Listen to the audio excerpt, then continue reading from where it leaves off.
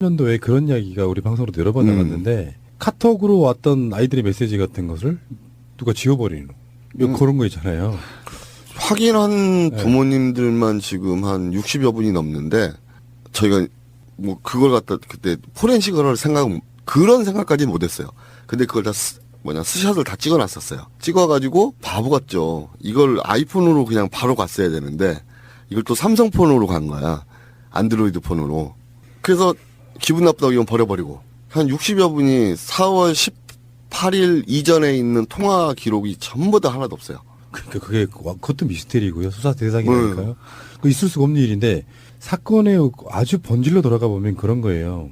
교통사고가 났어. 지들 말대로 하면. 그래서 무능해서 못 구했다고 쳐요. 근데 그 과정들 속에 여러 가지 쉴드는 있긴 있어요. 뭐 세월호 유가족이 이제 정권의 그 위협이 될까봐 뭐를 조작하였다는 등 누구누구를 동원해서 시위를 시켰다는 등 이런 건 있는데 사실 근데 그게 상식적이지가 않아요. 무슨 사건이 나서 지들이 말처럼 국가가 무능해서 못 구했으면 그때부터 국가는 그들이 그 사건으로부터 빨리 벗어나게 할 수 있기 위해서 온갖 노력을 다 해야 되거든요. 근데 이 사람들은 뭘부터 시작했냐면은 세월호 유가족 분들을 돈벌레로 만들어 놨어요. 사실과 다른 이야기들을 갖다가 돈벌레 만들어 놓고 특조위도 오염시키고 그 상태로 가면서 세월호 유가족 분들이 국민들과 완전히 이렇게 분리되게끔 만드는 작업을 굉장히 오랫동안 했단 말이에요. 그러니까 우리들 입장에서는 거기에 대한 의문점으로 상식적이지 않다. 그러니까 의혹이 생기는 거거든요. 도대체 왜 국가가 세월호 유가족들을 적으로 생각하는 거지? 제가 알고 있기에 세월호 유가족 분들 중에 사실은 반은 박근혜 찍었던 사람들이에요. 근데 그걸 못하니까 결국에는 철천지 왼수가 돼버린 상태인 거잖아요. 그 모든 것들이 저는 수사 대상이라고 보는데 아직 정권 출범 초기이기도 하고 또 어떤 선택과 집중이라는 것도 있고 법과 원칙에 의해서 그렇죠. 해야 되기 때문에 약간 좀 늦어질 수는 있겠습니다만 그래도 지금 세월호 가족분들은 목포신항에 내려가서 굉장히 많은 분들이 지금 계속 지켜보시고 계시는 거죠. 그렇죠. 저희는 기록, 자료 이걸 되게 중요시하게 생각해요. 그래서 저희 가족협의회 보면 자료실이 따로 있고요. 지금 현재 보유한 자료만 해도 30테라가 넘어요. 그리고 곧 40테라가 넘겠죠. 특조위가 모았던 세월호의 모든 자료가 다 합쳐서 40테라가 안 됐어요. 특조위를 넘어서죠. 저희가 좀 있으면 그런 자료들이. 그런데 그런 자료들을 또 우리가 자료실에서 저희 자료실은 인터넷이 안 돼요. 딱 한 대만 인터넷이 되고 나머지는 다 차단했어요. 서버도 따로 놓고 나스 시스템 서버 따로 놓고 그다음에 컴퓨터들은 자료 백업용 컴퓨터들은 또 따로 해놓고 또 저 스토리지에다가 또 따로 백업을 또 받고 한 3, 4단계 정도의 보안을 또 해놓고요. 그다음에 백업도 마찬가지로 그렇게 해놓고 그렇게 안 할 수가 없어요. 저희 가족협의회 컴퓨터가 한번 털렸거든요. 해킹을 한번 당했거든요. 그것도 의혹인 거예요. 왜 해킹해야 되는데? 근데 그게 제일 중요한 그때 인양국가장 그 컴퓨터를 해킹을 한 거. 그러니까 정황은 있는데 물증이 없는 거죠. 아니 물증까지도 있는 것 같아. 근데 이게 누가 했는지를 모르는 거예요. 주체를 모르니까. 그러니까 이런 거죠. 그러니까 그 국정원에서 그 해킹했던 그 사건이 있잖아요. RCS 사건이죠. 네. 그거 같은데 이거를 밝힐 수가 없는 거예요. 답답하죠.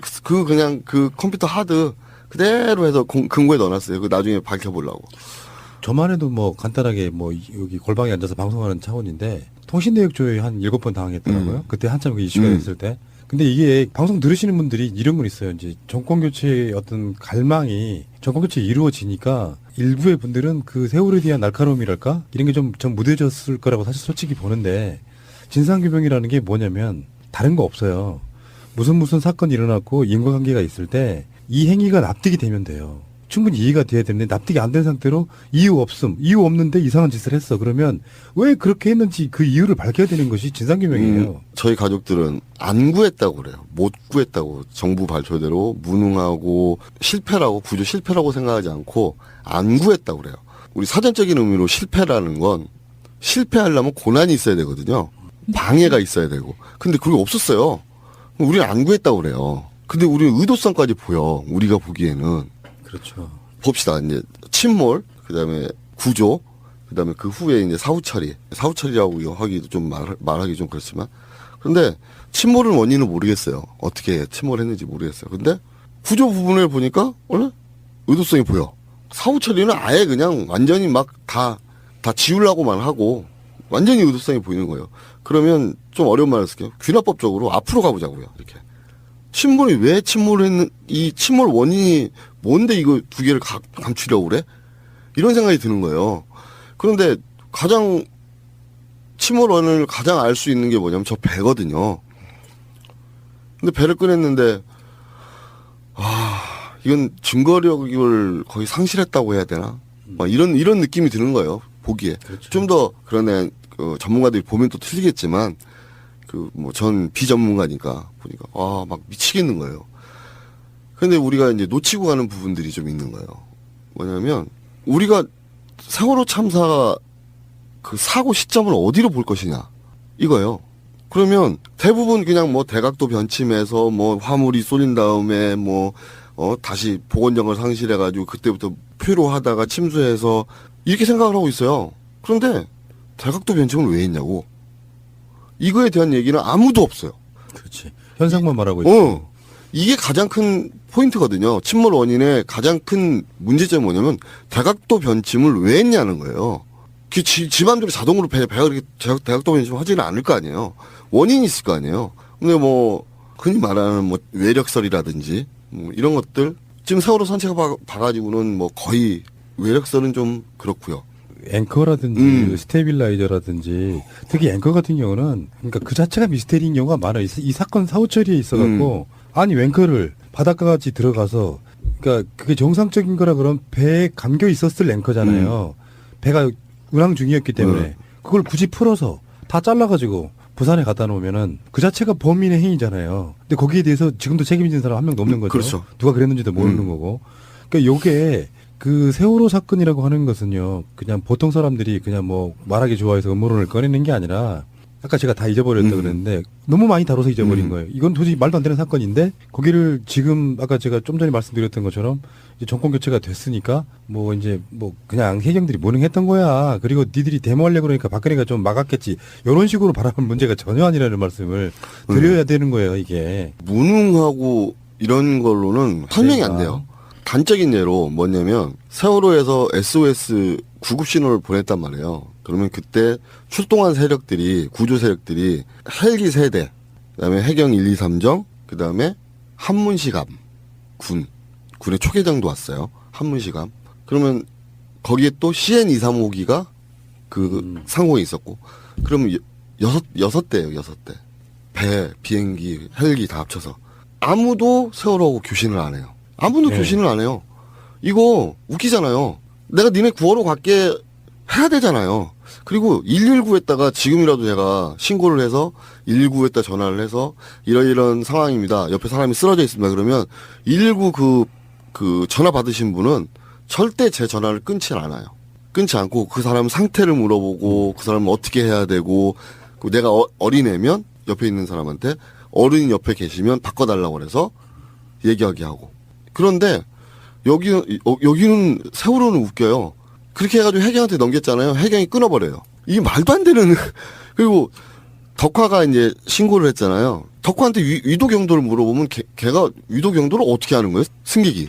거기에 그 위도 경도가 뜨나? 자기가 핸드폰을 하고 있는 핸드폰에 위도 경도가 뜨나요? 그게 아니잖아. 이제 그게 그런 것들이 한두 개가 아니고 수백 개가 겹쳐 있으니까 부모님들 입장에서는 그게 단순한 사고였다는 걸 받아들이지 못하는 거고, 거기에 대해 밝혀줄 의무는 저는 분명히 국가에 있다고 보는데요. 쇼앤 침대 써보셨나요? 필바운드 깔창은요? 쿠션 재벌 쇼앤이지에서 이번에는 소파를 출시했습니다. 쇼앤소파는 최고급 소재들을 사용합니다. 하지만 합리적인 가격으로 제공합니다. 거품을 쫙 뺐습니다. 쇼앤 침대를 써보신 분들은 그 품질을 아십니다. 최고급 가죽과 자재들을 사용한 소파입니다. 타사 대비해서 두꺼운 국내산 가죽입니다. 전 세계 최초로 친환경 실리콘 소파도 출시하였습니다. 쇼앤소파는 끝까지 책임집니다. 쿠션 제품 전문 메이커 쇼앤이지를 검색하세요. 여보, 우리도 차 한 대 사자. 휴가철에 놀러 한번 제대로 못 갔어. 우리가 돈이 어딨냐? 그리고 딜러들 믿기도 힘들고 말이야. 이번에 새날에서 광고하는 중고차 이야기 한번 가보자. 중고차 이야기? 허위 매물 없는 200% 품질 보증제를 실시하는 곳이래요. 중고차 이야기를 검색하세요. 1666에 8546. 나는 중고차 이야기에 차 팔러 가야지. 간에 당이라며? 당하면 생각나는 식품 있지 않아? 여주? 오호, 잘하는데. 여주는 천연 인슐린이라는 별명을 갖고 있어. 그 여주를 주원료로 제주 조리대, 양파, 귀리, 보리, 뽕잎 등을 배합해서 만든 당 스마트백을 먹어봐. 당을 유지하는데 도움을 준다는 뜻이라는데 당 스마트백. 모두 국내산 재료를 사용하여 만들었습니다. 건강을 위한 명인의 손길, 명인 힐링푸드를 검색하세요. 1588-6452. 명인 힐링푸드 홈페이지에서 2+1 5월 가정의 달 이벤트를 실시 중입니다. 진상 규명을 위해서 제2기 특조위가 지금 출범을 해야 되는데 분 과장님 생각으로는 언제쯤 시작 가능할 것 같으십니까? 우선은 아마 정부 측에서 대통령께서 대통령 직속으로 해서 무슨 그 세월호에 대한 정부 차원의 위원회를 만들어서 진상규명 우선 시작해보자. 이게 아마 대통령님의 의중 같으세요. 대통령 직속에. 그래서 그 박영수 특검 하시던 분이 서울중앙지검으로 가셨잖아요. 윤지검장님. 그분이 못했던 것 중에 하나가 이 세월호 특조위를 없앴던 세력들에 대한 수사였어요. 예, 맞습니다. 세월호를 시작하려면 이 세월호 특조위를 없앴던 그 세력들을 먼저 잡아내야 돼요. 그래야 세월호 수사가 투명해야 될 수 있어요. 세월호 조사가. 그래서 나는 이게 참 잘하는 일이라고 보고 있거든요. 지금 대통령님이 첫 행보가. 왜냐하면 방해 세력들이 계속 존재하는 한 아무리 진상을 밝히려고 해도 이게 오염이 될 수밖에 없어요. 우선 방해 세력들부터 차단시켜놓고 진상을 밝혀야 되는 거죠. 전공일체가 됐다고 해서 그 세력들이 없어진 건 아니기 때문에 그렇죠. 주요 요직에 앉아있는 사람들이라고 하면 이제는 증거인멸 단계로 들어갈 것 같고 그러니까 저희들은 이제 생각이 특조위가 너무 아쉽게 그 종료가 됐기 때문에 최대한 빨리 좀 돼서 그 아까 말씀하신 대로라면 상설 특검도 계속 하면서 이게 수사가 돼야 되는 부분이고 일기 특조위를 해봤지만 공무원들이 만약에 제대로 협조를 하지 않는다면 분명히 수사권 정도는 있어야 되는데 그게 가능해지려면 특검과 같이 쌍끌이로 그렇죠. 가야 된다. 이게 지금 예. 가족분들 생각이신 것 같고 저희들도 그렇게 생각합니다. 그러면 이게 빠르게 진행되면 언제쯤 진행할 수 있을까요? 여야 합의만 하면 내일이라도 당장 가능해요. 그러니까 5월 24, 25일 날 총리 정문회가 끝나고 임시국회가 이제 29일 정도부터 시작되거든요. 네. 그때면 거기에 최대한 빨리 진행해야 되는 그런 것이 돼야 되는데 지금 그 부분에 대해서는 어느 정도가 돼 있다고 보십니까? 지금 새누리당 그러니까 지금은 갈렸지만 그중에 이제 자유당 그중은 한국당이라 불러달라는데 저는 자유당 같으니까 그들은 세월호에 대해서는 세월호에 셋자만 나오면 알레르기 나죠. 예 일어나 버려요. 아무리 중요한 얘기가 있어도 회의를 안 해요. 일어나 버려요. 세월호하고 무슨 원수 척을 졌는지 세월호를 갖다가 이게 국회 선진화법이잖아요. 국회 선진화법이기 때문에 여야가 합의를 해야 돼요.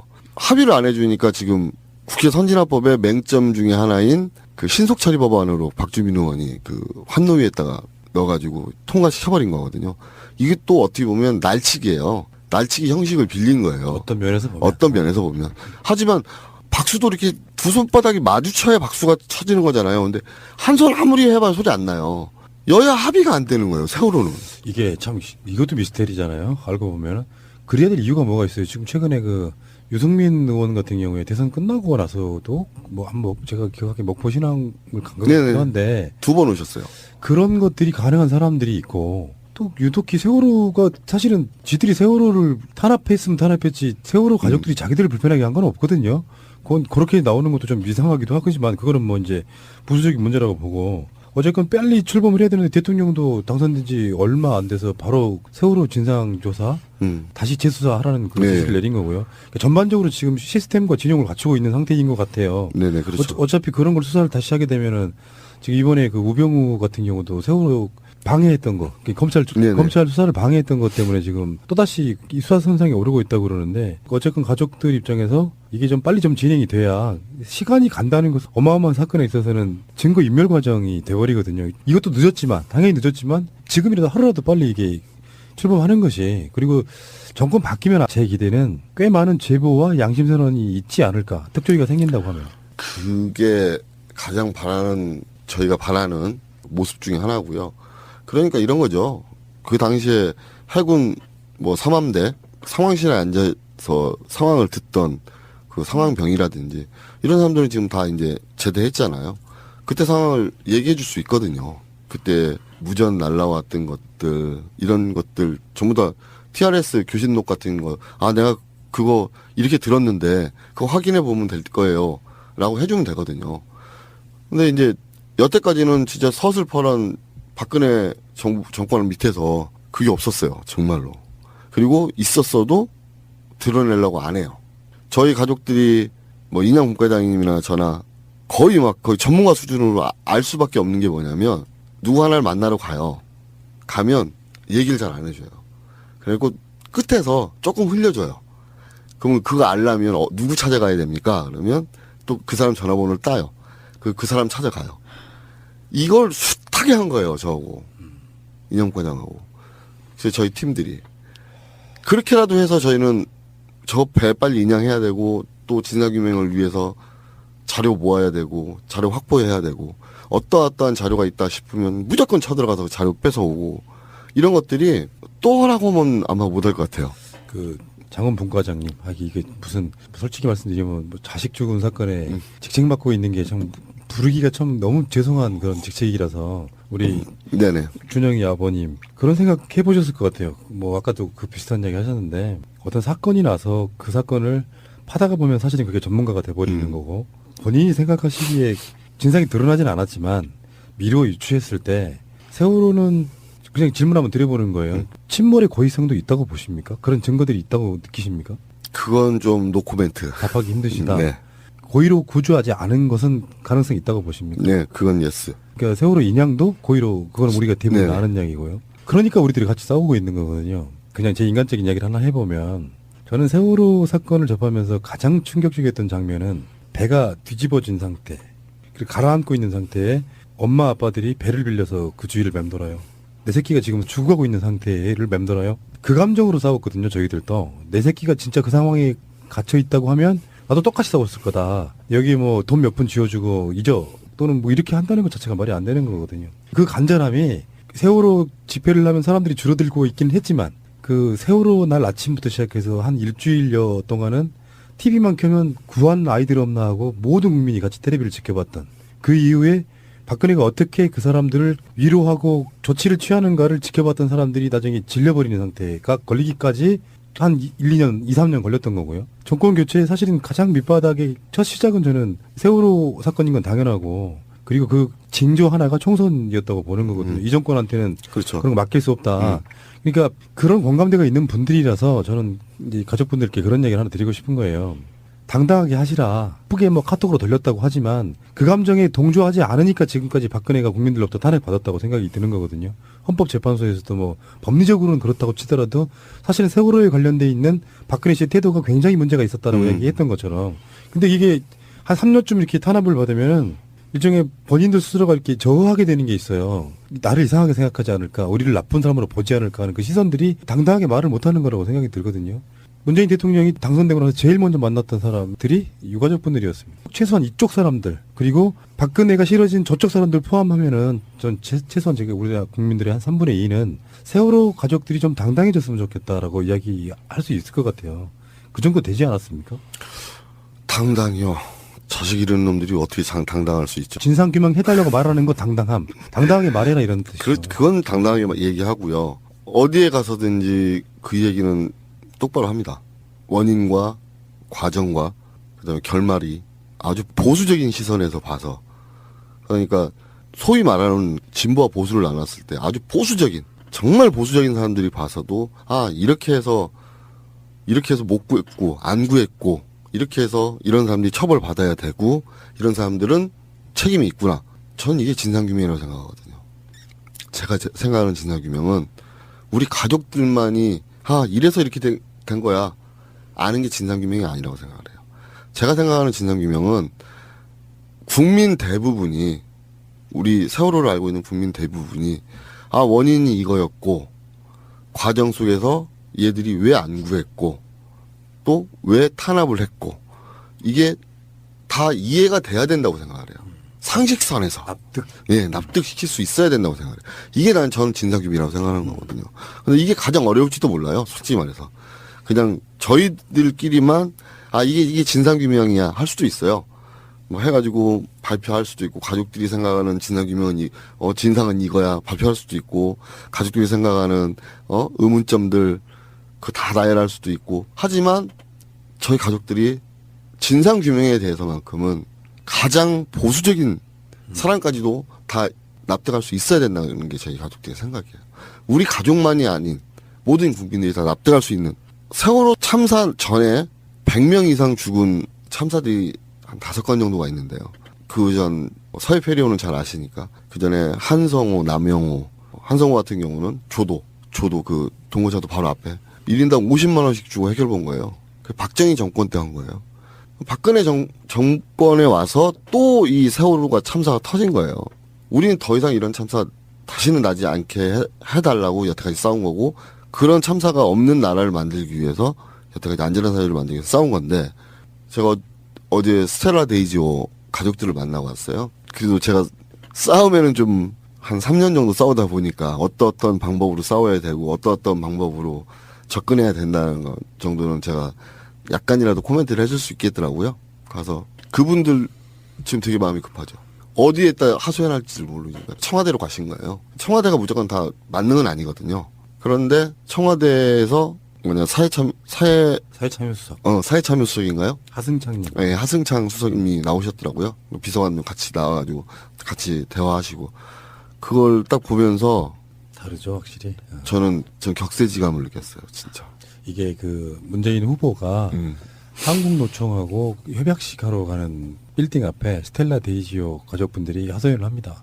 알았다고. 그리고 대통령 당선되고 나서 그 부분에 대해서 약속을 지키신 거고요. 저는 그 약속의 어떤 태도들을 보면 문재인 대통령의 어떤 의지가, 대통령의 의지만 있다면 그렇죠. 그 스텔라 데이지오는 이제 저희들한테도 인터뷰 섭외 요청 같은 게 들어왔는데 지금 나를 못 찾고 계속 다른 방송이나 언론사 같은 데 이렇게 정보만 소스만 주고 있는데요. 안타깝고. 세월호 가족분들이 정말 잘하신 게 그거예요. 그런 분들과 다 연대를 하셔가지고 당해본 사람만이 아는 그 슬픔을 계속 나누셨거든요. 그런 지점에서는 이 단순하게 세월호 진상규명이 아니고 이분들이 뒤에 걸었던 하나 더의 구호가 뭐냐면은 안전한 나라 건설이라는 건데, 그게 단순하게 그냥 뭐 고립되기 싫어서가 아니라 나는 내가 봤을 때는요, 이게 교과서에 실려야 될 정도의 굉장히 모범적인 어떤 투쟁 사료라고 보는 거거든요. 그 힘이 실제로 민주정부를 다시 세웠으니까 그 뭐 이야기 이제 이렇게 칭찬하는 거는 이제 끝이 없을 것 같고요. 그러면 정부가 이제 진상 규명하고 뭐 시스템적으로 안전한 나라 건설하는 것도 있고, 그리고 예전에 제가 세월호 참사 이후에 그 인터뷰했던 사람들 중에 뭐 누가 있었냐면은 세월호 생존 학생들 부모님들 인터뷰한 적이 있는데, 심지어 살아 돌아온 학생들도 어마어마한 트라우마에 지금 시달리고 있는 거거든요, 아직까지. 해당 당사자인 부모님들은 말할 수도 없는 것이고요. 근데 그런 것에 노력은 거의 없는 거죠, 지금. 정혜신 박사 정도의 그 민간 정도의 노력 말고는 없는 거 아니에요? 정부 차원에서는 온마음 센터라고 해가지고 있긴 한데, 전 2번 가봤습니다. 거기 아이가 좀 트라우마가 온 것 같아서 그냥 준영이 동생 한 번 데려간 적이 있고, 한 번은 도보를 했는데 제가 전 구간을 같이 걸었거든요. 평목항까지. 그랬더니 뭐 안마를 받으라고 한번 오라고 그래서 한번 간 적은 있는데 어거지로 끌려가서 그다음부터는 안 갔어요. 가는 게 좀 이상해서. 나는 지금 싸워야 될 사람인데 거기서 난 받기 싫다, 이런 마음이 더 강하고요. 그런데 이웃이나 온마음센터나 이런 분들이 적극적으로 저희한테 다가와야 돼요. 거기 있으면 안 돼요. 우리가 어디 가서 투쟁을 하고 있으면 그 투쟁하는 자리에 같이 와야 되거든요. 맞습니다. 맞아요. 네. 같이 와서 거기서 우리가 어떤 일을 하고 있고 그 사람들을 위주로 이걸 돌려줘야 되는 거거든요, 시스템을. 그런데 우리나라는 그런 게 없어요. 거기 찾아가야 돼요, 저희가. 정말 중요한 말씀하셨어요. 이거는 진짜 그렇게 해야죠. 그래서 지금은 그래서 온마음센터한테 하도 저희가 뭐라고 하니까 온마음센터가 와요. 지금 목포 신항에 자꾸 내려오고 있거든요. 그리고 저희가 그랬어요. 올라오는데 5월달, 4월달, 5월달 행사 다 취소하고 여기 내려오는 부모님들한테 집중해달라고 온마음센터한테 요청하고 이웃에다도 요청을 하고. 그래서 지금 추모 관련된 일 빼고는 거의 공식적인 일들을 안 해요. 저도 공식적인 인터뷰 안 하는데 새날이라서 나온 거고요. 웬만해서는 그 인터뷰 요청 다 사절하고 있고 지금 목포에 지금 가 있거든요. 현재는 인터뷰가 어쩜 의미가 없을 수도 있어요. 제대로 뭔가 이렇게 진용을 갖춘 뒤에 지금까지 준비하셨던 것들 밖으로 뭐 말 못했던 것도 있을 거라는 생각이 들고요. 힘드실 거 알고요. 그거를 다 한다고 말하면 다 거짓말일 거고. 사실 이런 것 같아요. 내 맘 알아주는 놈하고 대화 한 번 하는 것도 어느 정도 풀리는 부분이 있는데. 그렇죠. 어디 가서 뭐 이야기 해봐야 저는 제가 지금도 제게 반성하는 게 하나가 있어요. 세월호 사건 나고 나서 그 연말까지 세월호 사건만 밖에서 다뤘지 본인 인터뷰를 못했어요. 겁이 나가지고 물어볼 게 너무 뻔해서. 그때 기분이 어떠세요라고 어떻게 물어봐요. 그래서 그냥 그 언저리에 돌면서 이야기만 해야겠다고 생각했는데 막상 부모님들을 만나보니까 다르더라고요. 그러니까 그게 왜 인터뷰를 안 했을까 후회했던 이유가 그분들이 정말로 직접 해주는 이야기는 언론 지상으로 듣고 있는 이야기랑 완전히 다른 이야기. 그렇죠. 느낌 자체가 달랐고요. 그때부터 진정한 연대를 했던 것 같아요. 지금 우리 현장에 보면은 왜 안 구했는지 알고 싶다라고 하는 그 보자기에 쓰인 가족들 이름 중에 저 8반의 준영이를 봤어요 또. 네. 저 숫자만 보면은 그냥 숫자예요. 그냥 글자인데 저 많은 수가 배 하나에서 다 그렇게 죽어간 거예요. 무슨 사건 하나가 나서 누군가가 살해를 당한 사건이 일어나면 최소한 그쪽 지역은 발칵 뒤집어지거든요. 그 정도로 어마어마한 게 사람이 목숨이 죽는 거예요. 근데 심지어 저 많은 목숨이 걸려있는 사건을 정부가 구하지도 않았어. 일단 그거잖아요. 타이틀이 그거잖아요. 왜 안 구했는지 알고 싶다. 그게 단순하게 오기를 부리는 게 아니에요. 안 구한 것처럼 보이는 정황들이 너무 많거든. 요거는 분명히 박근혜는 답을 못했으니까 문재인 대통령은 답을 해주실 거라고 저는 믿습니다. 중요한 지적 중에 하나가 그거예요.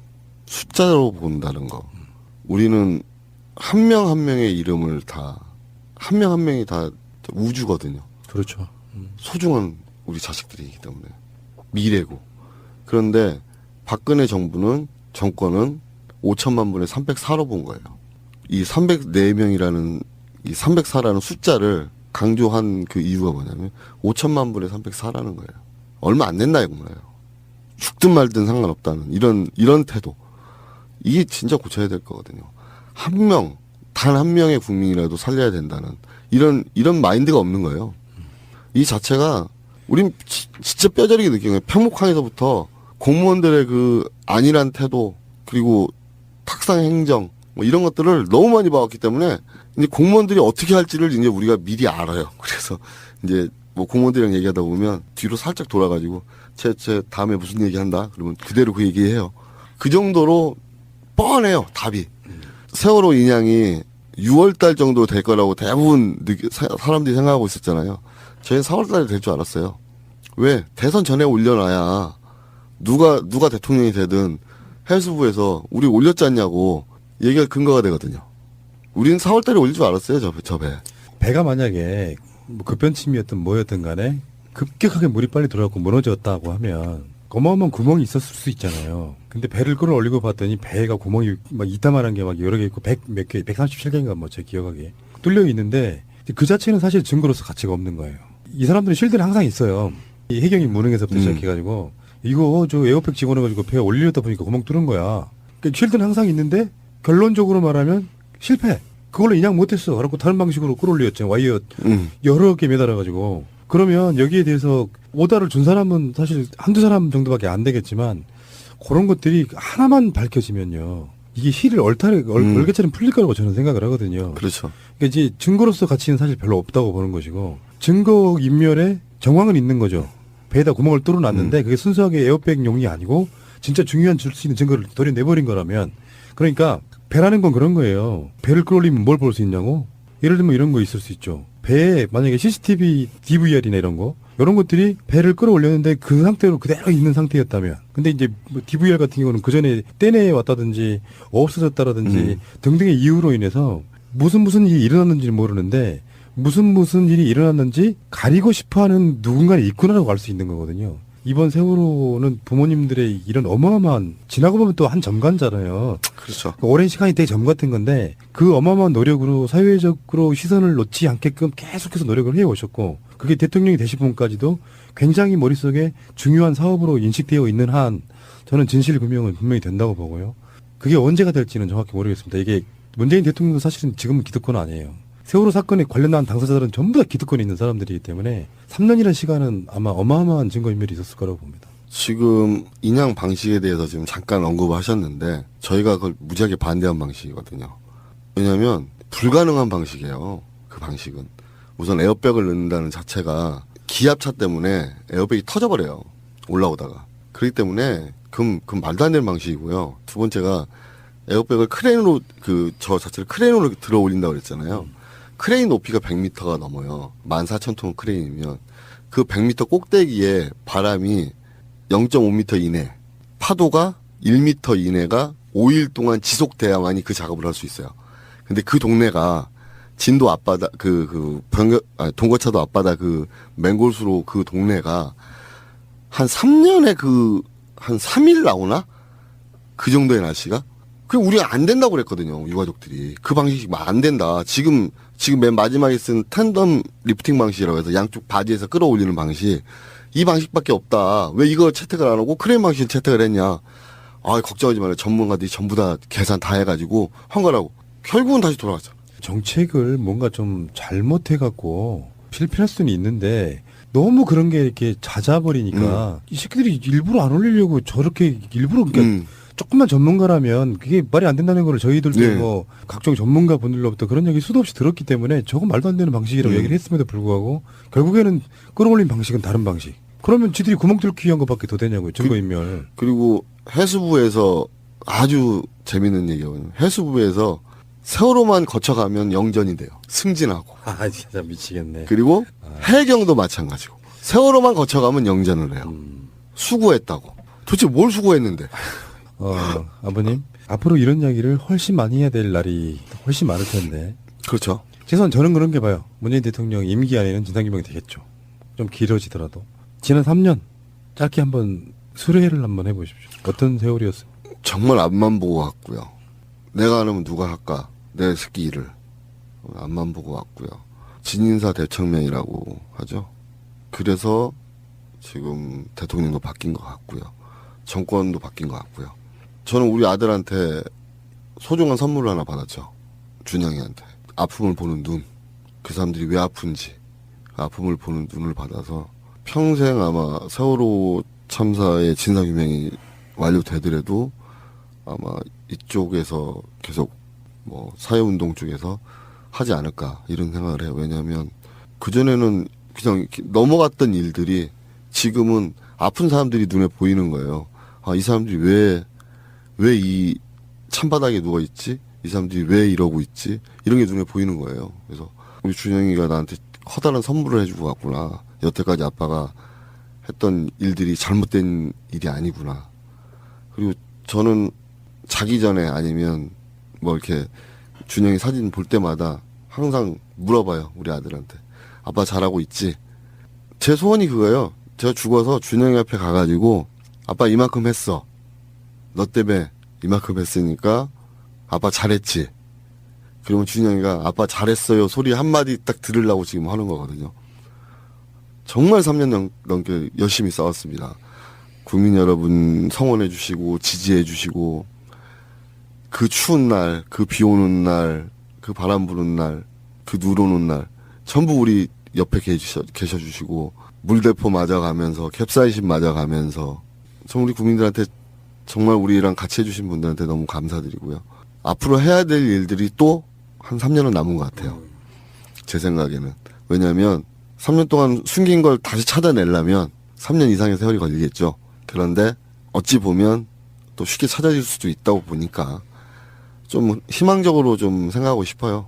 3년 안에 좀 어떻게 다시 진상규명이 되면, 그리고 우리가 우리 아이들 한 곳에 모아서 쉴 수 있는 공간도 다시 만들어 놓고 다시는 이런 참사가 나지 않게끔 제도적으로도 좀 바꿔쓰면 쓰겠고요. 이게 세월호 유가족 입에서 이런 얘기가 나올 필요가 없는 이런 사회가 됐으면 쓰겠어요. 그냥 상식적으로 이 세월호 참사 이것도 상식적으로 하지 않아서 그런 거예요. 상식적으로만 움직여도 되는 사회가 됐으면 좋겠어요. 그 죽음에는요 자연사가 있고요, 사고사가 있고요, 살인에도요 우발적으로 죽인 게 있고요, 고의로 죽인 게 있습니다. 교통사고가 나서 죽었답니다. 근데 그 교통사고가 그냥 사고가 아닌 것 같거든요. 여러 정황들이. 그러면 이야기를 단순화시키면 내 새끼를 그냥 뭐 사고로 죽은 게 아니라 알고 봤더니 누가 죽인 것 같아. 정황들도 많아. 그러면 당연히 진상규명 해야 한다고 생각하는 거고요. 이 아이들이 정상적으로 컸다면, 그래서 그런 사고가 없었다면 첫 대선이었을 성인이 된 거죠, 성인이 이제. 그래서 대통령을 자기 손으로 뽑는 그런 것을 못하게 된 사건이고요. 아까 말씀하신 것처럼 304명의 우주가 쓰러져간 사건이고. 저는 이런 이야기 드리고 싶어요. 우리 녹음실에 보면은 세월호 관련된 게 엄청나게 많죠. 누가 처음 들어오시는 분들은 사실 무섭다는 얘기도 한 적이 있습니다. 근데 저기 위에 쓰여있는 문구처럼 아이들이 보고 있다라고 하는 그 문구가 주는 우리들 나름대로의 각오라는 게 있어요. 아이들한테 부끄럽지 않게 하자. 아이들이 우리를 지켜주고 있다 이렇게 생각하거든요. 실제로 농담처럼 하는 말이 저희 방송 나왔다 가신 분들 그런 분들이 대부분 잘 되십니다. 저희들 믿음은 그래요. 실제로 그런 게 있는지 없는지 모르겠지만 얘들이 지켜주고 있다고 믿으니까 하나도 두려운 게 별로 없었던 뭐 그런 시간이었고요. 아마 세월호 아이들이 없었다면 저도 사회적 이 연대감이 뭔지에 대한 뿌듯함을 저는 못 느꼈으라고 생각이 들거든요. 그래서 자식이든 부모든 그렇더라고요. 저희 아버지 돌아가시고 그때 돌아가실 때는 몰랐는데 나이를 더 훨씬 먹고 난 뒤에 생각해보니까 가끔씩 눈물도 나고 다 세상이 편안해진 뒤에 한 10년, 20년 좀 지나서 아따 그 내 새끼 그때 그 진상규명하느라고 진짜 힘들었었지. 그러면서도 눈물도 나지만 그래도 좀 마음 편안하고 미소를 지을 수 있는 그런 날이 좀 빨리 왔으면 좋겠고요. 우리 가족분들이 다 원래 생활로 돌아가셔야 되잖아요. 빨리. 원래 생활로는 못 돌아가고요. 그렇죠. 준영이가 없는데 어떻게 원래 생활로 돌아가요? 그냥 일상으로 일상으로는 돌아는 가야죠. 가야 되는데 먹먹하죠. 장남 없는 일상이 나머지 아이들 보고 또 살아야 되는데 그런 생각도 있고 그래요. 이런 죽음은 한 명이 없어진 게 문제가 아니고요. 최소한 18년 정도의 시간 동안 가족에게 소중한 존재로 있었던 사람이 없어진 사건이에요. 최소한 18년 정도 지나야 어느 정도 그 존재감에 대해서 저는 느낄 거라고 생각이 드는데 어린 동생들이 뭐냐 이렇게 생각을 하면은 이 아이들한테도 평생을 안고 가야 되는 저기 트라우마 이거는 그렇죠. 누가 수만금을 줘도 이루어질 수 없는 부분들이기 때문에 우리가 좀 지금 헤어지지를 못하고 지금 계속 이런 얘기를 하고 있는데 어쨌건요 정말 잘 싸우셨고요. 사실은 지금까지 싸워왔던 거는 이날 만들려고 그러니까 진상규명을 시작하려고 싸운 거고 앞으로 싸워야 될 게 저는 훨씬 더 많이 남아있을지도 모릅니다. 그 시간 동안 더 여력 잃지 마시고 그래도 사회가 또는 정부가 대통령이 세월호 유가족 분들과 어떤 면에서 보면 한편일 수 있다는 그 전 정부와는 완전히 다른 분위기에서 시작하는 거니까 용기들 내시고요. 마지막으로 우리 애청자분들께 세월호 유가족 분들 이제 저를 비롯해서 이제 저 유가족들 보면 대부분 힘내시라고 손 잡아주시고 안아주시고 그러시는데 너무 감사드리고요. 저는 이렇게 말씀드리고 싶어요. 저희만 보지 마시고 주위를 이렇게 둘러보시면 어려우신 분들 많거든요. 그분들 먼저 좀 챙겨주셨으면 하는 바람이 커요. 왜냐하면 저희 보겠다고 저희한테 오시겠다고 멀리서 오시고 하거든요. 그러면 그 동네에 또 소외된 분들이 없겠냐고요. 소외된 약자가 없겠냐고요. 그분들 좀 챙겨놓고 오시면 좋겠어요. 저는 그렇게 좀 당부를 좀 드리고 싶고요. 저희에 대한 지지 계속 이어주셨으면 감사하겠고요. 그런데 한 가지 제가 꼭 말씀드리고자 싶은 건 뭐냐면 저희한테 너무 붙지 마세요. 가족들하고 너무 밀착하시면 가시에 찔려요. 저희 세월호 유가족들이 밤송이 같아요. 가시가 있어요. 한 반발짝만 뒤에서 저희를 보시는 게 제일 좋아요. 그리고 저희가 움직일 때 저희하고 같이 있으면 이유를 몰라요. 근데 반발짝 정도 뒤에 계시면 우리가 움직일 때 그 이유를 알 수가 있어요. 그래서 저희를 도와주신 분들한테 제가 꼭 드리는 말씀이에요. 한 반발짝만 뒤에서 우리가 앞장은 우리가 쓸 테니까 반발짝만 뒤에서 우리 쫓아오라고 이렇게 말씀드리고 있어요. 예. 반발짝 뒤에서 응원해 주십시오. 저희들이 지금까지 4년째 버티고 있는 힘도 세월호고요. 그 사건 이후로 단 하루도 지금까지도 안 쉬고 있어요. 주말에도 일요일날에도 방송은 나갑니다. 네네. 그 힘이 303명의 영혼의 힘이라고 생각하는 사람이에요. 그래서 새벽에 박근혜 헛을 퍼올 때도 이 문 밖을 나가는 게 그렇게 두렵지는 않았습니다. 뭔가 이렇게 그 의지라는 게 있는 거라서. 그래서 지금은 좀 많이 세상이 바뀌어서 우리가 하는 일이 대단한 용기가 필요하지는 않아요. 그래서 다시 시즌이 바뀐 거예요. 이제 다시 세월호다고 하는 거는 이제 누구나 할 수 있는 이야기가 됐어요. 세월호에 대한 이야기가. 이럴 때 이제는 정말로 독재와 싸우는 형태의 상징적인 의미를 갖고 있는 세월호가 아니고 내 일상에서 이 세월호 사건이 이대로 묻힌다고 하면 똑같은 사고는 저는 계속 반복된다는 차원에 뒤에 있는 진상규명 뒤에 있는 안전한 나라 건설이 우리들한테 굉장히 중요할 수 있는 부분이라서 그게 진상규명이 되고 원인 규명이 되면 확실하게 이 사회의 모든 분야에 있어가지고 안전이 훨씬 더 강화될 거라고 생각합니다.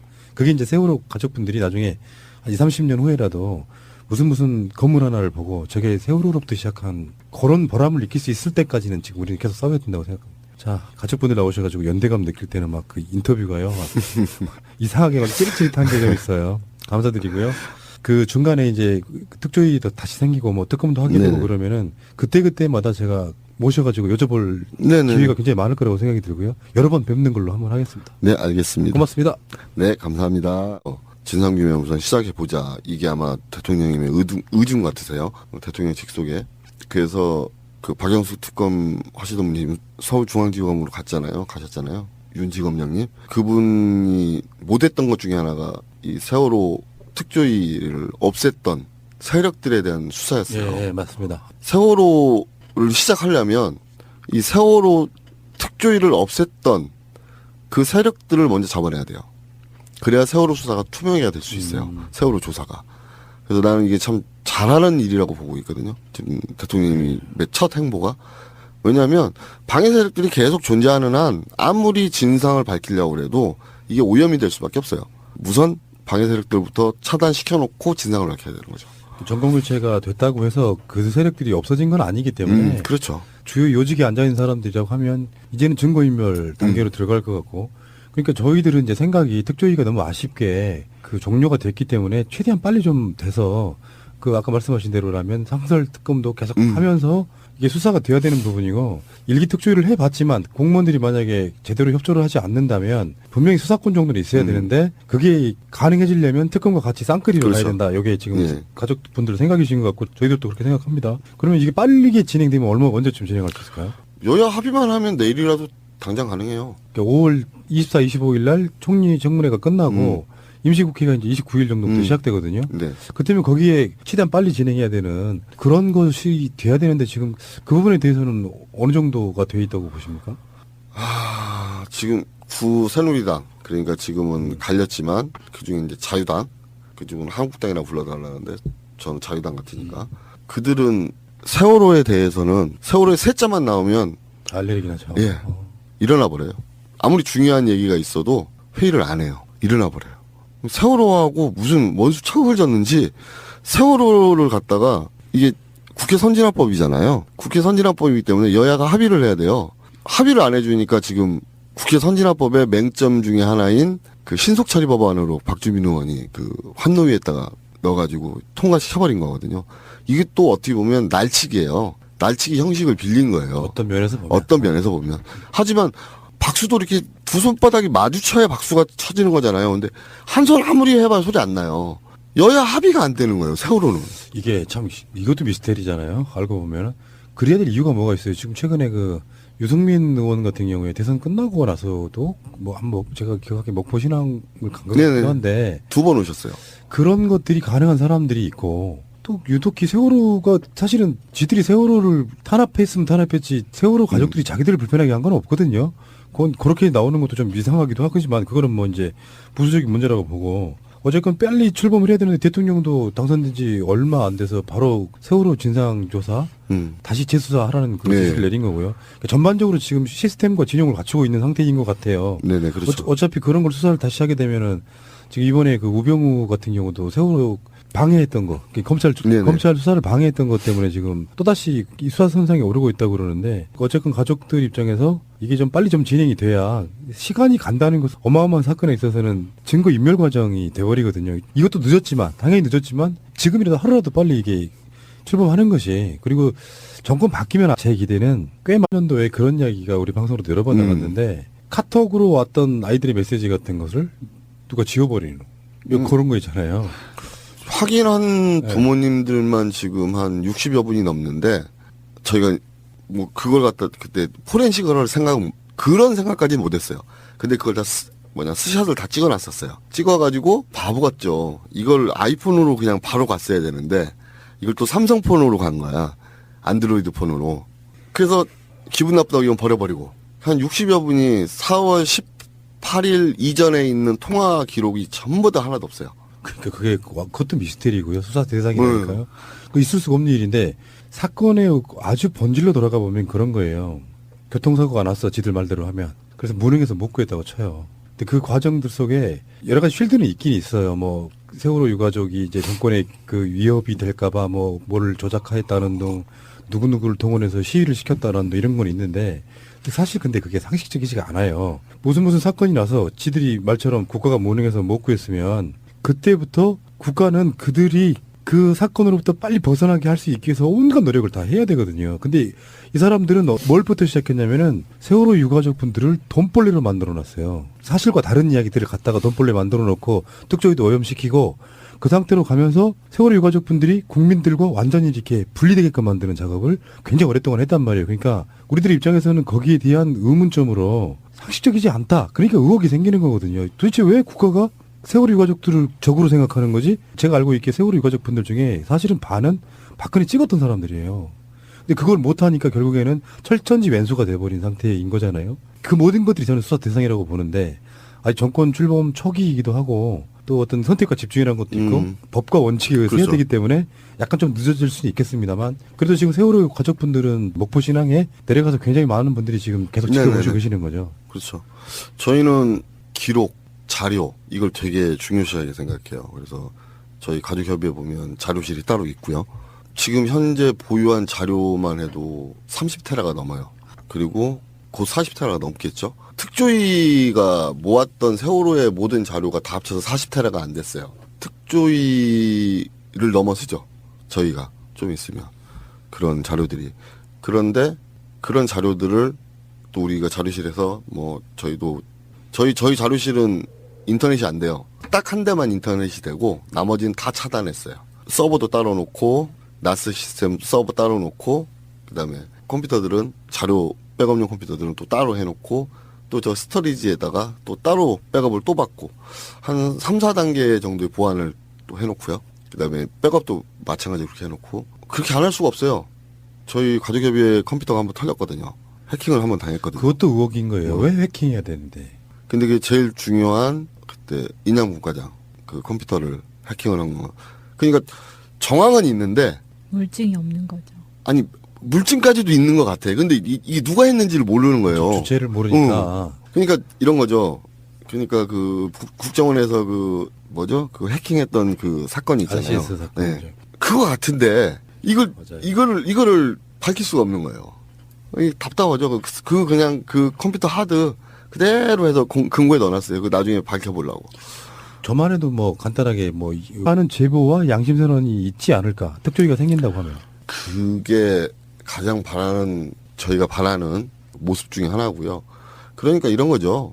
그 당시에 해군 뭐 삼함대 상황실에 앉아서 상황을 듣던 그 상황병이라든지 이런 사람들은 지금 다 이제 제대했잖아요. 그때 상황을 얘기해 줄 수 있거든요. 그때 무전 날라왔던 것들 이런 것들 전부 다 TRS 교신록 같은 거 내가 그거 이렇게 들었는데 그거 확인해 보면 될 거예요 라고 해주면 되거든요. 근데 이제 여태까지는 진짜 서슬퍼런 박근혜 정권 밑에서 그게 없었어요. 정말로. 그리고 있었어도 드러내려고 안 해요. 저희 가족들이 뭐 인양 국회의장님이나 저나 거의 전문가 수준으로 알 수밖에 없는 게 뭐냐면 누구 하나를 만나러 가요. 가면 얘기를 잘 안 해줘요. 그리고 끝에서 조금 흘려줘요. 그러면 그거 알려면 누구 찾아가야 됩니까? 그러면 또 그 사람 전화번호를 따요. 그 사람 찾아가요. 이걸 숱하게 한 거예요. 저하고 인양과장하고. 그래서 저희 팀들이 그렇게라도 해서 저희는 저 배 빨리 인양해야 되고 또 진상규명을 위해서 자료 모아야 되고 자료 확보해야 되고 어떠한 자료가 있다 싶으면 무조건 쳐들어가서 자료 뺏어오고 이런 것들이 또 하라고 하면 아마 못할 것 같아요. 그 장원 분과장님, 이게 무슨 솔직히 말씀드리면 뭐 자식 죽은 사건에 직책 맡고 있는 게 참 부르기가 참 너무 죄송한 그런 직책이라서 우리 네네. 준영이 아버님 그런 생각 해보셨을 것 같아요. 뭐 아까도 그 비슷한 이야기 하셨는데 어떤 사건이 나서 그 사건을 파다가 보면 사실은 그게 전문가가 돼버리는 거고 본인이 생각하시기에 진상이 드러나진 않았지만 미루어 유추했을 때 세월호는 그냥 질문 한번 드려보는 거예요. 침몰의 고의성도 있다고 보십니까? 그런 증거들이 있다고 느끼십니까? 그건 좀 노코멘트. 답하기 힘드시다. 네. 고의로 구조하지 않은 것은 가능성이 있다고 보십니까? 네, 그건 예스. 그러니까 세월호 인양도 고의로 그건 우리가 대부분 네. 아는 이야기고요. 그러니까 우리들이 같이 싸우고 있는 거거든요. 그냥 제 인간적인 이야기를 하나 해보면 저는 세월호 사건을 접하면서 가장 충격적이었던 장면은 배가 뒤집어진 상태 그리고 가라앉고 있는 상태에 엄마 아빠들이 배를 빌려서 그 주위를 맴돌아요. 내 새끼가 지금 죽어가고 있는 상태를 맴돌아요. 그 감정으로 싸웠거든요. 저희들도. 내 새끼가 진짜 그 상황에 갇혀 있다고 하면 나도 똑같이 싸웠을 거다. 여기 뭐 돈 몇 푼 쥐어주고 잊어 또는 뭐 이렇게 한다는 것 자체가 말이 안 되는 거거든요. 그 간절함이 세월호 집회를 하면 사람들이 줄어들고 있긴 했지만 그 세월호 날 아침부터 시작해서 한 일주일여 동안은 TV만 켜면 구한 아이들 없나 하고 모든 국민이 같이 텔레비를 지켜봤던 그 이후에 박근혜가 어떻게 그 사람들을 위로하고 조치를 취하는가를 지켜봤던 사람들이 나중에 질려버리는 상태가 걸리기까지 한 1, 2년, 2, 3년 걸렸던 거고요. 정권 교체의 사실은 가장 밑바닥의 첫 시작은 저는 세월호 사건인 건 당연하고 그리고 그 징조 하나가 총선이었다고 보는 거거든요. 이 정권한테는 그렇죠. 그런 거 맡길 수 없다. 그러니까 그런 공감대가 있는 분들이라서 저는 이제 가족분들께 그런 얘기를 하나 드리고 싶은 거예요. 당당하게 하시라. 예쁘게 뭐 카톡으로 돌렸다고 하지만 그 감정에 동조하지 않으니까 지금까지 박근혜가 국민들로부터 탄핵받았다고 생각이 드는 거거든요. 헌법재판소에서도 뭐 법리적으로는 그렇다고 치더라도 사실은 세월호에 관련돼 있는 박근혜 씨의 태도가 굉장히 문제가 있었다라고 얘기했던 것처럼. 근데 이게 한 3년쯤 이렇게 탄압을 받으면은 일종의 본인들 스스로 골방에 앉아서 방송하는 차원인데 통신내역조회 한 7번 당했더라고요. 그때 한참 그 이슈가 됐을 때. 근데 이게 방송 들으시는 분들이 이런 건 있어요. 이제 정권교체의 어떤 갈망이 정권교체 이루어지니까 일부의 분들은 그 세월에 대한 날카로움이랄까? 이런 게 좀 무뎌졌을 거라고 사실 솔직히 보는데 진상규명이라는 게 뭐냐면 다른 거 없어요. 무슨 사건이 일어났고 인과관계가 있을 때 이 행위가 납득이 되면 돼요. 충분히 이해가 돼야 되는데 납득이 안 된 상태로 이유 없는데 이상한 짓을 했어. 그러면 왜 그렇게 했는지 그 이유를 밝혀야 되는 것이 진상규명이에요. 저희 가족들은 안 구했다고 그래요. 못 구했다고. 정부 발표대로 무능하고 실패라고 구조 실패라고 생각하지 않고 안 구했다고 그래요. 우리 사전적인 의미로 실패라는 건 실패하려면 고난이 있어야 되거든요. 방해가 있어야 되고. 근데 그게 없었어요. 우리는 안 구했다고 그래요. 근데 우리는 의도성까지 보여. 우리가 보기에는. 그렇죠. 봅시다. 이제 침몰, 그다음에 구조, 그다음에 그 후에 이제 사후 처리라고 하기도 좀 말하기 좀 그렇지만, 그런데 침몰은 원인을 모르겠어요. 어떻게 침몰했는지 모르겠어요. 근데 구조 부분을 보니까 원래 의도성이 보여. 사후 처리는 아예 그냥 완전히 막 다 지우려고만 하고 완전히 의도성이 보이는 거예요. 그러면 좀 어려운 말을 쓸게요. 귀납법적으로 앞으로 가보자고요. 이렇게. 침몰이 왜 침몰했는 이 침몰 원인이 뭔데 이거 두 개를 감추려고 그래? 이런 생각이 드는 거예요. 그런데 가장 침몰 원인을 가장 알 수 있는 게 뭐냐면 저 배거든요. 근데 배를 꺼냈는데 이건 증거력을 거의 상실했다고 해야 되나? 막 이런 느낌이 드는 거예요. 보기에. 그렇죠. 좀 더 그러네 전문가들이 보면 또 틀리겠지만 전 비전문가니까 보니까 막 미치겠는 거예요. 근데 우리가 이제 놓치고 가는 부분들이 좀 있는 거예요. 뭐냐면 우리가 세월호 참사 그 사고 시점을 어디로 볼 것이냐 이거예요. 그러면 대부분 그냥 대각도 변침해서 화물이 쏠린 다음에 다시 복원력을 상실해가지고 그때부터 표로하다가 침수해서 이렇게 생각을 하고 있어요. 그런데 대각도 변침을 왜 했냐고. 이거에 대한 얘기는 아무도 없어요. 그렇지. 현상만 말하고 있어요. 이게 가장 큰 포인트거든요. 침몰 원인의 가장 큰 문제점이 뭐냐면 대각도 변침을 왜 했냐는 거예요. 지 맘대로 자동으로 배가 그렇게 대각도 변침을 하지는 않을 거 아니에요. 원인이 있을 거 아니에요. 근데 흔히 말하는 외력설이라든지 이런 것들 지금 세월호 선체가 봐가지고는 거의 외력설은 좀 그렇고요. 앵커라든지 스테빌라이저라든지 특히 앵커 같은 경우는 그러니까 그 자체가 미스테리인 경우가 많아요. 이 사건 사후 처리에 있어갖고 아니 앵커를 바닷가까지 들어가서 그러니까 그게 정상적인 거라 그러면 배에 감겨 있었을 앵커잖아요. 배가 운항 중이었기 때문에 그걸 굳이 풀어서 다 잘라가지고 부산에 갖다 놓으면은 그 자체가 범인의 행위잖아요. 근데 거기에 대해서 지금도 책임진 사람 한 명도 없는 거죠. 그렇죠. 누가 그랬는지도 모르는 거고. 그러니까 요게 그 세월호 사건이라고 하는 것은요, 그냥 보통 사람들이 그냥 말하기 좋아해서 음모론을 꺼내는 게 아니라 아까 제가 다 잊어버렸다 그랬는데 너무 많이 다뤄서 잊어버린 거예요. 이건 도저히 말도 안 되는 사건인데 거기를 지금 아까 제가 좀 전에 말씀드렸던 것처럼 이제 정권 교체가 됐으니까 뭐 이제 뭐 그냥 해경들이 무능했던 거야. 그리고 니들이 데모하려고 그러니까 박근혜가 좀 막았겠지. 이런 식으로 바라볼 문제가 전혀 아니라는 말씀을 드려야 되는 거예요, 이게. 무능하고 이런 걸로는 설명이 안 돼요. 단적인 예로 뭐냐면 세월호에서 SOS 구급 신호를 보냈단 말이에요. 그러면 그때 출동한 세력들이 구조 세력들이 헬기 3대, 그다음에 해경 1, 2, 3정, 그다음에 한문시감 군의 초계장도 왔어요. 한문시감. 그러면 거기에 또 CN 235기가 그 상공에 있었고, 그러면 여섯 대예요, 6대. 배, 비행기, 헬기 다 합쳐서 아무도 세월호하고 교신을 안 해요. 아무도 교신을 안 해요. 이거 웃기잖아요. 내가 니네 구하러 갈게 해야 되잖아요. 그리고 119에다가 지금이라도 제가 신고를 해서 119에다 전화를 해서 이런 상황입니다. 옆에 사람이 쓰러져 있습니다. 그러면 119 그 전화 받으신 분은 절대 제 전화를 끊지 않아요. 끊지 않고 그 사람 상태를 물어보고 그 사람은 어떻게 해야 되고, 그 내가 어린애면 옆에 있는 사람한테 어른이 옆에 계시면 바꿔달라고 그래서 얘기하게 하고. 그런데 여기는 세월호는 웃겨요. 그렇게 해가지고 해경한테 넘겼잖아요. 해경이 끊어버려요. 이게 말도 안 되는. 그리고 덕화가 이제 신고를 했잖아요. 덕화한테 위도 경도를 물어보면 걔가 위도 경도를 어떻게 하는 거예요? 승객이. 거기에 그 위도 경도가 뜨나? 자기가 핸드폰을 하고 있는 핸드폰에 위도 경도가 뜨나요? 그게 아니잖아. 이제 그게 그런 것들이 한두 개가 아니고 수백 개가 겹쳐 있으니까 부모님들 입장에서는 그게 단순한 사고였다는 걸 받아들이지 못하는 거고, 거기에 대해 밝혀줄 의무는 저는 분명히 국가에 있다고 보는데요. 쇼앤 침대 써보셨나요? 필바운드 깔창은요? 쿠션 재벌 쇼앤이지에서 이번에는 소파를 출시했습니다. 쇼앤소파는 최고급 소재들을 사용합니다. 하지만 합리적인 가격으로 제공합니다. 거품을 쫙 뺐습니다. 쇼앤 침대를 써보신 분들은 그 품질을 아십니다. 최고급 가죽과 자재들을 사용한 소파입니다. 타사 대비해서 두꺼운 국내산 가죽입니다. 전 세계 최초로 친환경 실리콘 소파도 출시하였습니다. 쇼앤소파는 끝까지 책임집니다. 쿠션 제품 전문 메이커 쇼앤이지를 검색하세요.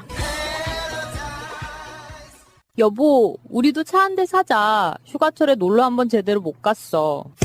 우리가 돈이 어딨냐? 그리고 딜러들 믿기도 힘들고 말이야. 이번에 새날에서 광고하는 중고차 이야기 한번 가보자. 중고차 이야기? 허위 매물 없는 200% 품질 보증제를 실시하는 곳이래요. 중고차 이야기를 검색하세요. 1666에 8546. 나는 중고차 이야기에 차 팔러 가야지. 자네 당이라며? 당하면 생각나는 식품 있지 않아? 여주? 오호, 잘하는데. 여주는 천연 인슐린이라는 별명을 갖고 있어. 그 여주를 주원료로 제주 조리대, 양파, 귀리, 보리, 뽕잎 등을 배합해서 만든 당 스마트백을 먹어봐. 당을 유지하는데 도움을 준다는 뜻이라는데 당 스마트백. 모두 국내산 재료를 사용하여 만들었습니다. 건강을 위한 명인의 손길, 명인 힐링푸드를 검색하세요. 1588-6452. 명인 힐링푸드 홈페이지에서 2+1 5월 가정의 달 이벤트를 실시 중입니다. 진상 규명을 위해서 제2기 특조위가 지금 출범을 해야 되는데, 분 과장님 생각으로는 언제쯤 시작 가능할 것 같으십니까? 우선은 아마 정부 측에서 대통령께서 대통령 직속으로 해서 무슨 그 세월호에 대한 정부 차원의 위원회를 만들어서